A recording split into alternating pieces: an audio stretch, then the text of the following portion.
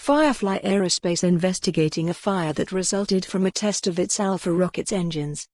Space launch startup Firefly Aerospace encountered a setback as it kicked off the first hot tests of its Alpha launch vehicle's engines. A fire resulted from its first test engine fire.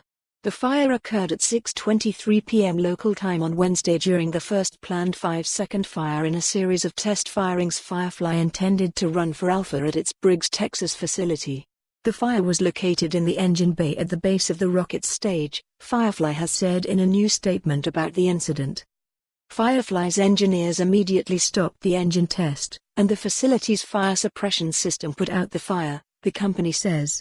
The team is currently reviewing data around the test to identify the cause, and will perform a complete investigation to figure out what's going on and then report those results, according to the statement.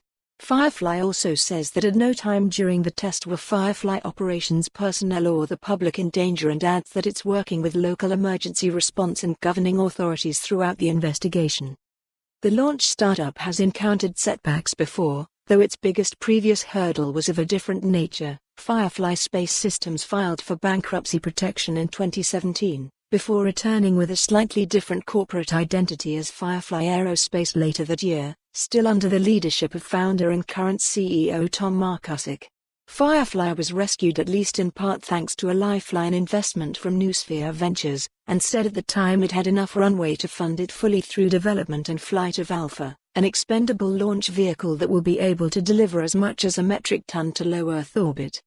This fire is a setback, but it does appear that it was at least quickly contained and didn't result in any kind of explosion or total destruction of the test launch vehicle.